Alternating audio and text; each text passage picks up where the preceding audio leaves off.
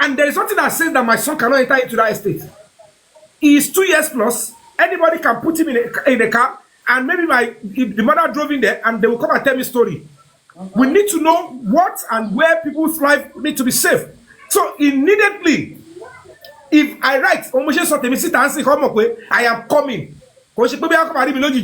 I will write to them, tell them that this is what I investigated.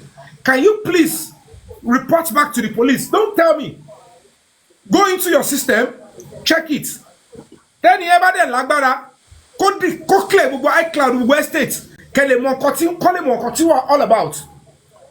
And if they now cover that person, that means they themselves, they want to put their life in jeopardy. And I see them, they cannot put their life in that kind of a risk. Because somebody pay, and to in charge of security, life because of one person, then that is no person that can be in charge of a security, let alone the CCTV. Because don't install any CCTV.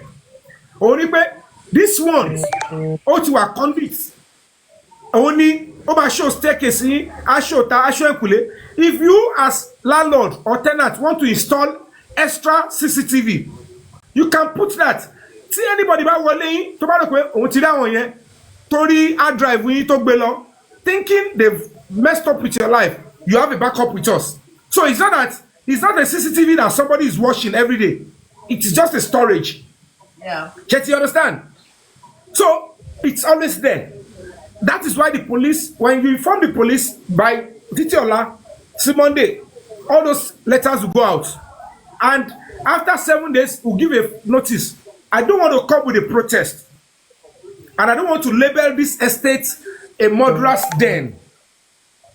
Please, you all should know that you cannot cover up your security man or whatever. Get this out. Investigate for us. How true is it? Is CCTV level back me? The story CCTV because they are all working. Nothing happened to it. They must not cover it. Every auto. To ba de wa won color gbogbo landlord nu CCTV yẹn color apa ọ̀kan ní control color kojo pade akoko se wo carry.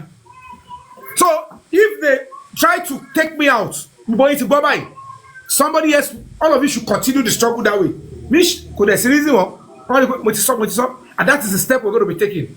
Other NGOs too, if you are listening to me, do the same thing, challenge the police, challenge the CDA. Do the right thing. And they will be able to separate the wheat from the chaff. We will know everybody argue. Everybody, wow, okay, this is it, okay, we're glass motor for Amari, boya glass motor for Oshagbedele. It's so simple. Atita, camera man, Amari, talk about it like that. CCTV and street here, they should check for us. It's not because we are after anybody. Because at the end of the day, it may not be Wumi that has a hand. It could be Adura. Only the Wumi ati mohbad lonja. Koja kwa boyoka Wumi ati Adura kan se kankan. O de wo pe kilo sele. Eleyo, baba yo bodo wa laye mo. It could be anything. So let us leave kakowo. O to ba ti jade, eni to ba ti ri ko gba kamu pe. Can you see? Òtítọ́ ló máa lékè irọ́, ìmọ́lẹ̀ ti dé, ẹgbà kamu. Simple. Ko ni kalu de gba gari e. Ko pin dada. So Yomi, it could be Adura. Are you now saying that what Wumi said that Sahara reporters reported, saying that they are threatening me and Liam if I talk about Mohbad's death? I know a lot about Mohbad's death, but I can't talk because they are threatening me. Are you trying to say they are threatening her?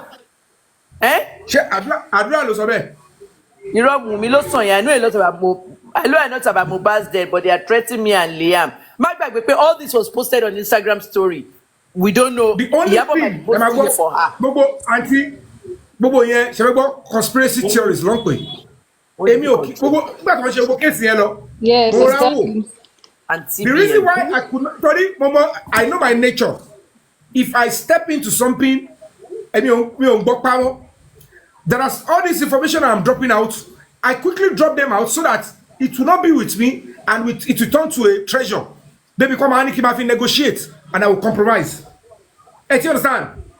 That is to tell them that I am not interested in any dirty money or come on, Mr. Me ò fẹ́ kí èèyàn like me.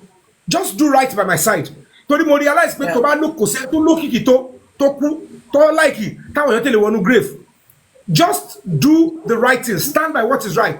Tí n bá investigate bá ti rí òótọ́ tèmi, wọn ò bá lo system, wọn ò bá yí bàbá yìí kọ́ yí bàbá mi. I will stand on what I'm saying. If that ìkọ̀kan lè come as last to my end life well. If I want to die, I want to die for something reasonable. It's not about fame. It's about how to even contribute your quota in making Nigeria better from your angle. If you tell me, bam, and let me let angle me on sports, and let me let angle me on child protection, and let me let angle me on mental health. At least I'm playing a role in this part. And it is obvious that nobody is paying me, or nobody is saying, let me go and do this first. I'm not covering anybody. I tell you, good evening, everyone. Good evening, Mr. Yomi. I want to. Good evening. Thanks for Check this. it. So that is Good evening. what we Good should evening. all be looking at. Somebody wants to say something. Hello. Mr. Yomi, please continue. So that is what everybody should start doing now. The dancing. At least I have a name, I have a face, and I've said this about the estate. Accountability, writing all the authorities and all that. Ajoke? So they should please notify them. Don't talk about the Mo bèrè kankan lọ́wọ́ Àjọkẹ́ ni. Yomi, hold that thought. Àjọkẹ́? Mo wà níbí. Sori situation tí Wunmi mo ní tí Wunmi tí Yomi sọ just now. When I contacted Owomha's office and Ayilara said that he's the acting CP, Owomha has retired and gone to Interpol. I said, what about the report I gave you about, Wunmi and all that? And I tweeted it boldly. Wunmi killed mohbad, but everybody saw that this woman cannot just come and say these things ordinarily. She had to get what I mean. So at the end of the day, okay, ìgbà míì, these people wọ́n máa wò àwọn kan wà nínú ọlọ́pàá tẹ́ pé wọn ò like me, wọ́n máa sọ fáwọn yòókù pé don't believe that mad woman. Àjọkẹ́ nǹkan tí mo fẹ́ illustrate fún ẹnìyẹn ṣó ti understand nǹkan tá a sọ̀rọ̀ nípa mad woman. The whole mad woman scenario is always there. Who's going to take this woman serious? When I'm actually telling them the truth and doing their job for them. There was no way I could go anymore. Mo yà tètè exit. Mo ti fún wọn ní information yẹn ní November 30th. I did my investigation for 60 days. Mo ti fún wọn ní information yẹn ní November. Mo dẹ̀ ti fún wọn ní second report. Wunmi is the one that. Aunt Kemi, yes, as an investigator, as a mother, investigative journalist. náà ni mo kàn fi tó kù kù ni gbogbo ẹ̀kọ́ bá lò lẹ́kọ̀ọ́. Náà ni investigator náà ni journalist wá investigate kí ló ṣe kò yé yín. Investigative journalist ni investigators ò ní jẹ́ wọn sọ half of the stuff tó ń ṣe kó má lọ compromise investigation. O ní kan tó ṣẹlẹ̀ pẹ̀lú èmi àti Ọ̀sàgè ní Canada. Àǹtí mo ti gbọ́ yín fún yẹn máa rí màá fi sí tipátipá parí ọ̀rọ̀ ní tí mo fẹ́ béèrè ó sì ń ṣe mí ní kàyéfì. What exactly is the grouse of Adura? Because I have not even heard anything from him. Tó fi rò pé that the father is seeking justice for Mohbad is enough to say, please, you are no longer my father. Tó fi bá bàbá yẹn sọ̀rọ̀. What exactly is his grouse? Kí ni tó fà in this case that somebody, I don't know, ṣé nítorí bàbá yẹn ń jà pé wọ́n fẹ́ wọ́ òótọ́ ni àbí bàbá yẹn ò I want anybody to give me clarity. If I get clarity on that, maybe because reason tó fi di pé ó takú yẹn I don't understand. Let me tell you the reason. It is nothing but the same thing that we always say, the root of all evil. What is the root of all evil? Money. Exactly. Èló náà dá fún mi 135 million. 135 million náà dá fún mi. Gbà tówó wà ńbẹ̀ tán pín owó. Wọ́n fún Bọ́sẹ̀dé ní tiẹ̀, wọ́n fún bàbá Mohbad ní tiẹ̀, wọ́n pín owó táwọn èèyàn dá. Wọ́n kàn ra mọ́tò ni wọ́n náà wọ́n ṣé wọ́n tọ́jú sọ̀rọ̀ papọ̀ wọ́n kàn ra mọ́tò. Exactly. but owó tí wọ́n dá fún àwọn èèyàn was supposedly a fund for the bereavement of a music artist. When you dá the fund, the Americans máa ń ṣe àwọn funds yẹn, okay, go fund me, gbogbo nǹkan bẹ́ẹ̀ yẹn. Owó tẹ́ dá yẹn, exactly what is it supposed to be used for by the family? Bereavement money is supposed to be used for the care of the survivors, especially a wife and a child involved. Now, everybody ra mọ́tò, everybody náwó, everybody róúnjẹ, gbogbo ẹ̀ la rí. At the end of the day, owó ni motive àdúrà. Àdúrà ò give a shit. Kò give a shit. Ó ti wà ní side wọn, ó ti pitch tent sí side wọn. Ibẹ̀ ni Bọ́sẹ̀dé náà lọ pitch tent sí. If Bọ́sẹ̀dé had not pitched her tent. Aunt Kemi, ẹ ṣọ́ pé owó ni. Owó ni tí wọ́n bá pitch tent wọn sí side Wunmi, okay? Gbogbo nǹkan tó ṣẹlẹ̀ lánàá ò ní ṣẹlẹ̀ indirectly. Tí Bọ́sẹ̀dé máa kúnlẹ̀ fọ́kọ ẹ̀ lẹ́ẹ̀mejì tí ò tiẹ̀ wojú ẹ̀ one time. Ó tún èmi ò ń kúnlẹ̀ fẹ́ nìkankan except my parents or anything, but èmi ò rí, I don't know, she was kneeling down twice to greet this man and the man didn't really give a shit about her. Owó ti and property and all that. They said Darosha too bought car. That's what I'm hearing. Darosha gbowó ṣebí 2 million náà gbé fún Darosha tó fún bàbá ní 1 million. Tí Davido gbé fún tó fún bàbá ní 1 million. The brotherhood is also involved in the brotherhood is also involved in mohbad death. Àpòẹ́bẹ̀ gan fúnra ẹ̀ wà ní brotherhood. Ṣé ẹ gẹ́sì mi? Mo ń gbẹ. We need to investigate. Tábà ti mọ iye tẹ́ ẹ̀ sọ owó yẹn, ṣé ń gbọ́dọ̀ mi? I don't see it's a possibility, but until me suspect, ṣé ń gbọ́dọ̀ mi? Yeah. Because I don't know if those that saw the wound, because ẹ̀jẹ̀ tó pọ̀ yẹn, ẹ má jẹ́ àtọ̀rọ̀ wa, it can never possibly be from whether ó gba glass mọ́tò kò gbà. It's a total lie. If there is no way, first impact tọ́wọ́ bá bẹ́ẹ̀ jẹ́ pùm ráàrin, let me say 1 minute tó pùn yẹn bá ti sílẹ̀ báyìí tó bá jẹ́ pé it's an heavy flow àti ibi inú show yẹn ní Kòròdú ló bá ti máa rí pé ẹ̀jẹ̀ ti ooze out. That's tó bá ṣá ọwọ́ gidi ni o, tó ṣá ní UTC, bọ̀ pé o fọwọ́ gbá glass mọ́tò, glass yẹn ò ní sharp edge tó bá cut even níbi tó ń fi hàn gẹ́gẹ́ bí àpá yẹn. That is one truth. Tempered glass. It's tempered glass. But Yomi wọ́n fi photograph wound yẹn hàn wá ní press conference. We saw the photograph of the wound. Okay. Oh, mo kọ́ ya photo yẹn wọ́n fi hàn wá ní press conference now. Èmi náà rí ọwọ́ ẹ̀ tó ń sọ yẹn pẹ̀lẹ́gẹ̀ tí wọ́n sọ pé àwọn rí because mommy Aunty Folashade yẹn confirmed also she saw blood. So what we all should know that certainly something happened in that house. Maybe another possibility, check what I mean.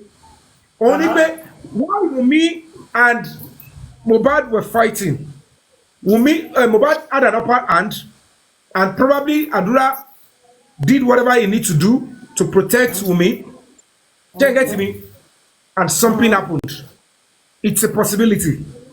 And that is why the mother is looking like, am I going to lose 2 children? Yomi Jeka wo, let's look at it forensically. All right. I have an eyewitness. Eyewitness tó ń gbé inú ilé sọ fún mi pé Adura was at the top of the step, so was Darosha. Nígbà tó ń jà lókè step, ẹ visualize it. Ìjà yẹn go down to the point that mo ti sọ before. Tó bá wà nísàlẹ̀ step tó ń jà, ó yàtọ̀ sí tó bá wà lókè step. Tó bá wà lókè step tó ń jà, your fear will become a ṣubú lórí step kí gbogbo ẹ̀ wá wá sísàlẹ̀. At one point, gbogbo wọn come down lórí step yẹn, gbàtí railing ti kàn and everything. Wunmi jáde, gbogbo wọn dé ìsàlẹ̀ tí wọ́n sì ń jà níwájú ilẹ̀kùn. They now carry themselves outside the front door for a moment. Wunmi jáde ó mú nǹkankan níta nínú compound yẹn. And what she took was a sharp object. Ó dẹ̀ fi attack Mohbad. This is a case of mo ti sọ over and over. Nǹkan tó ṣẹlẹ̀ pẹ̀lú aka South Africa, rapper South Africa àti girlfriend Anele. Wọ́n máa lura wọn ní left, right and center. Bad beatings. And she went out to get one more weapon. Now, tabawo plaster great officer ìyẹn lè jí mọ́ ṣe sọ wípé Wùmí ọwọ́ Wùmí sì yá ọwọ́ Wùmí yá ìyẹn lè jí mọ́ ṣe sọ bẹ́ẹ̀. Yomi Shori picture mortuary yẹn picture mortuary no picture mortuary picture ambulance kan tó lọ sí first funeral Shori grey bandage tó wà lẹ́yìn orí ẹ̀ did you see it? Tani Yomi lórí tani. lórí Mohbad grey má jẹ́ kí n sọ American words grey plaster tó wà lẹ́yìn Mohbad bandage plaster tó ń fi sẹ́yìn ọrùn Mohbad Shori plaster yẹn. Kò wà clear tó ntọ́kọ̀ ẹ̀mọ̀kan tó dùn mí jù. Ó clear tó dùn mí jù Yomi mo enhance ẹ pẹ̀lú photo app mo enhance ẹ ó clear Wùmí ló la nǹkan ọmọ lórí Wùmí ló la nǹkan ọmọ lórí. ibi tó fi plaster yẹn sí. kí ló tẹ àwọn bàbá ẹni sùúrù mà tó bá yẹ pé gbogbo kìíní yẹn wọ́n rí ṣé bàbá náà rí bọ́dì ọmọ ṣé bàbá náà rí àpàdé. Well, let's say this. Mr. Aloba told me when I interviewed him that he tried not to see the body of Mohbad a lot. But on autopsy, sister Elon, he didn't see every single part of that boy's body. But if you look at Yomi, ibi mẹ́ta ni mo fẹ́ kó wò. Gbọ́ mi Yomi, ibi mẹ́ta ló fẹ́ kó wò. I have the picture of the boy lying down in the ambulance before they went to bury him. You will see that grey plaster on his braids. There was a cut there. So plaster here, both braids there. Now, after Tomafi shave Orie Jade, and I think the reason they shaved his hair was because of the wound. On your braids here, because literally plaster here, both braids here. Same spot here, like getting two. Same spot here, like getting two near Mohbad. Nígbà tó ń gbé jáde nínú grave. Ṣé o rántí pé jẹ́ wà nínú grave?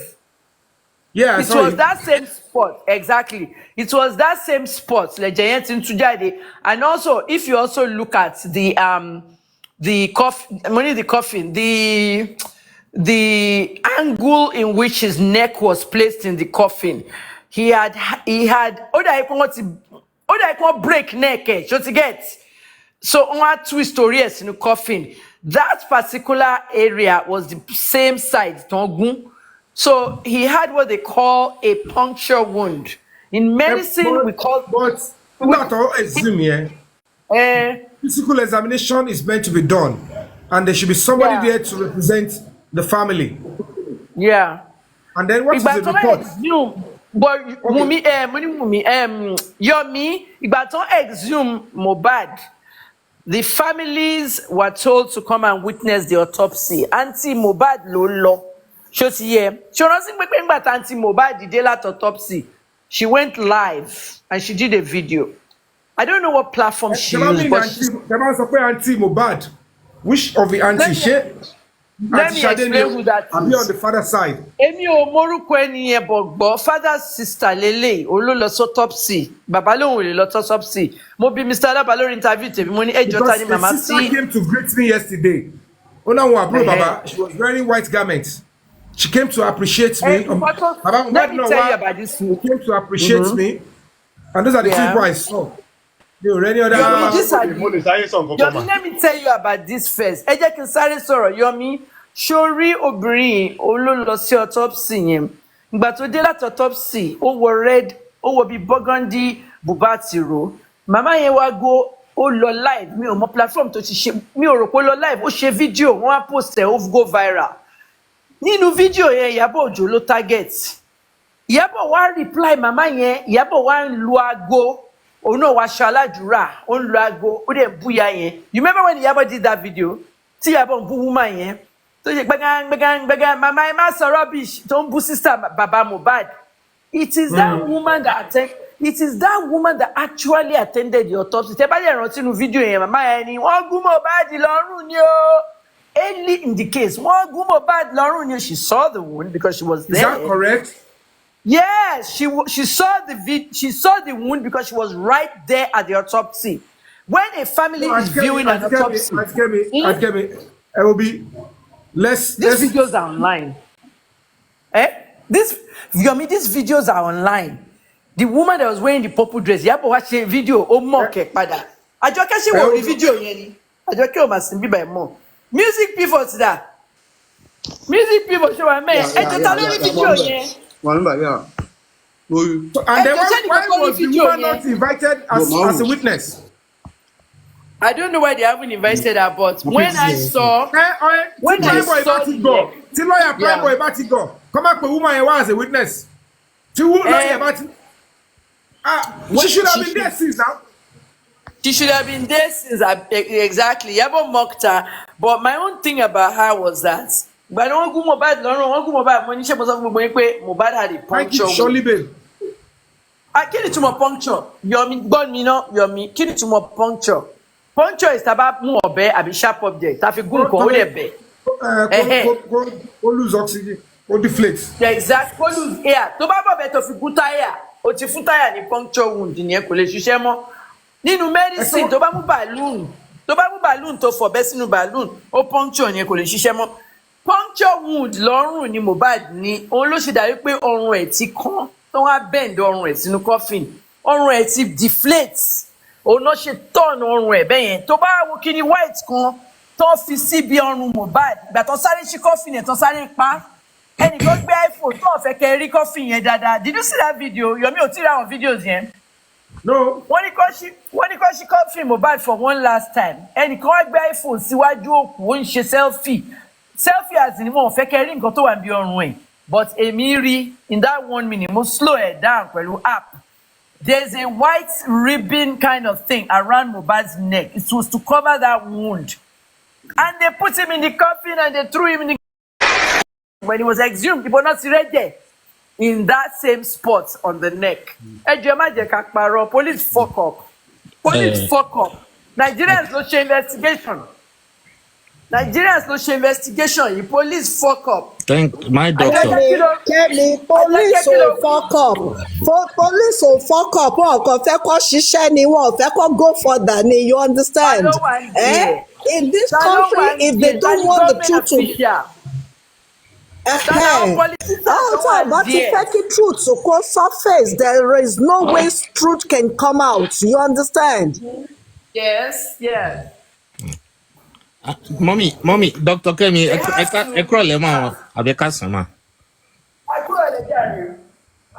it's nice being here. Mr. Yomi Fabiyi, it's nice meeting you again here. Ejo, anatomically, I just want to speak about the issue of this profuse bleeding anatomically. You know, yes. When you look at the upper hand, you know, we have two, you know, and you know, the arteries comes right from the heart, you know, to supply the upper and the lower limbs. And the major artery of the upper limb is the brachial artery that divides around the elbow to form the radial and the ulnar arteries on the medial and on the lateral sides, respectively. And these arteries are deep. They are very, very deep. So that is why even when somebody wants to set line for you, you have to use the superficial veins. So the veins are more superficial. Veins have valves, and because of that, blood cannot easily you cannot easily lose blood through veins. So for somebody to have said he has a profuse bleeding from that hand must have been severely crushed, because those arteries are located deeply inside the muscles of the upper limb. Upper hand. Do you get my what I'm saying? Mr. Olufemi, there can be any question. Are you in the medical field? Are you in the medical field? So, in the medical field? I let's say yes, ma'am. Okay, now there can be any question for being in the medical field. Inkoto saw is directly related to what I want to say now, because I want people you want àwọn doctors on autopsy. Wọ́n jẹ́ ká mọ̀ àwọn tó wọ́n fún wa lórúkọ àwọn team yẹn, but wọ́n jẹ́ ká mọ̀ findings on directly, because ibi tá ń sọ̀rọ̀ ń pa ẹ̀.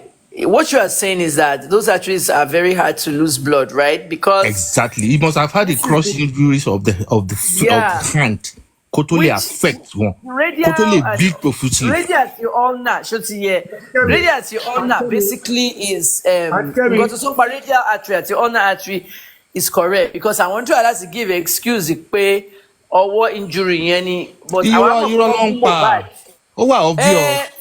Femi, And Femi, what me? I know where I'm going. So come be a question about medical profession. Me, it's be a medical profession. I mean, need lots be because I know you are either a doctor or somebody in that area. Even a clinical pharmacist, master fencing. What they did was they used that as an excuse, but they forgot that they are professionals who will dissect their lives. What I found out is something that happened in the carotid artery. Exactly. Am I correct? You know why? You Am I know correct? why the neck was bent. You know why the neck was Carotid bent. artery not damage in there. Whenever there is laceration in any of the carotids, there's going to be what you call a contracture onto the That's it. side of that tonsure. That is So they obvious. must say ọ̀nà méjì. Ẹ̀yin tẹ́ ẹ mọ medicine need láti lọ sí medical school. A lè kọ́ yín pé layman words. Yomi layman's word la máa gbé fún yín, and I'm also a journalist. Layman's word ni journalist láti lò. Yomi sórí àwọn Yomi gbọ́ mi, Yomi sórí àwọn Fẹ́mi ṣé ìwọ náà ń gbọ́ mi? Ló ń gbọ́ yín mọ̀. Yomi àti Fẹ́mi gbọ́ mi. Oh, we have to talk so that a 10-year-old can understand. Àwọn arteries méjì kan wà. They are on either side of our neck. It goes between our neck through our ears when they connect to brain. Carotid artery no ń pè wọ́n. Exactly. Carotid. The carotid. C-A-R-O-T-I-D. Surely carotid arteries here. Láti ọrùn the brain ló ń lọ ó dẹ̀ kọjá níbi ẹ̀yìn ears. Tó bá rántí Rico bí Rico ṣe kú gbà tó kúrò ní Doren Hospital táwọn èèyàn bú Doren pé Doren ò ṣe kankan. Doren láwọn ò ní neurologist on site pé wọ́n láti gbé lọ sí Evercare ó dẹ̀ kú sí Evercare. If you notice, the pictures were leaked, and what we saw was bleeding coming out of his nose. Now, Femi, Rico, Swavy had head injuries in the car accident. Don't you understand? Yeah. So, one of his carotid arteries was busted, and blood started shooting out of his ears, his nose. Don't you understand me? So, by the time he must give back care, sorry, neurologist, Oti were too late. Rico died. Nǹkan tó ṣe sí mohbad ni pé wọ́n puncture carotid artery. Don't you understand me? Very much. Nígbà tó gún Yes, ma'am. when he was stabbed, a carotid artery was hit. That's why his neck went to the side like that. Wọ́n puncture and it's a puncture wound. Èmi ti sọ tèmi, go ahead, Femi. So, like I said, whenever there is whenever there is a form of stab wound, because like the doctor said, everybody knows the carotid. Not everybody anyway. Carotid artery supplies the brain. They surprise. They surprise. They are the two major arteries that supplies the brain, and a lot of once they enter the brain, they now have these small branches that supply all other part of the brain. What I'm saying, there are two scenarios now. One, the issue of the fist. We have to leave that out. There is no way that kind of wound can cause profuse bleeding. Leave that out. But the other one is what I'm more interested in. For them to have said they saw blood at house, and then the last part of the script written to these police people was that there was a bleeding somewhere, which was not, and then when they got home, that got worsened, and then the profusely came out. No. For him to have had that bend in the neck, there is definitely a stab on that affected part of the neck. Because there's something we call contracture. It's going to bend on that side that was stabbed, that was punctured. So they should just forget all these stories they are telling us. They had ample time to really sit down and work all these scripts out. That's just my assumption. Àwọn agbọ́sẹ̀ ọmọ gbogbo káàtì three tẹ́yìn méjèèjì ṣàlàyé fún fáǹsì spiritually làwọn á fi mọ èyí táwọn á mọ̀ kẹ́nyà tó ń bá mi Sọ́ọ̀bù kéèsì o. ẹ̀yin ní gbogbo káàtì three gbogbo ọkọ̀ àti igi tẹ́lẹ̀. Àjọkẹ́ àwa là ń solve kéèsì gbogbo yín lẹ̀ láti mọ anatomy body human anatomy. Òun náà là ń gbé gbogbo gbogbo country yìí gbogbo country yìí. Wait a minute. Nígbà tí mo ṣe foot surgery, mi mọ̀ pé there were so many blood vessels. And nígbà tí mo ṣe foot surgery, mi ò mọ̀ pé there were this many blood vessels tó ń wọnú toes èèyàn. Àwọn blood vessels kúnnú toes yẹn tí kan bá dẹ̀ ti parí báyìí, ó máa affect nerve. Then tí nerve bá ti activate, gbogbo ẹsẹ̀ ló máa numb, ò ní lè feel nǹkan kan mọ́. That's why I don't drive again. There's so many blood vessels and things. Ọlọ́run tó dá wa great gan ni, ó great gan ni. Ó yẹ ká glorify Ọlọ́run. All glory be to God Almighty that created us o. All glory be to God o. Yomi, what to? And again, mommy, and again, within, if you have a staff, let me, I've worked in, I retired in Olabisi Onabanjo teaching hospital before coming to Canada as a family physician. But what I wanted to say, I need to be lucky. Even going to fẹ́ pariwo ara mi síta nǹkan máa ń fẹ́ argue máa ṣàṣọ nǹkan tí mo mọ̀ dáadáa. Nǹkan tí mo fẹ́ fàyọ fún yín ni pé if somebody has a stab in the carotid, it takes less than 10 minutes before that, less than 5 minutes before that person goes into collapse, to go into hypovolemic shock. Less than 5 minutes. Because cerebral there's going to be what we call cerebral hypoxia due to blood loss. Lack of oxygen. Exactly, cerebral lack of oxygen due to severe blood loss. Hypoxia. Hypoxia bá ti wọlé kò lè breathe.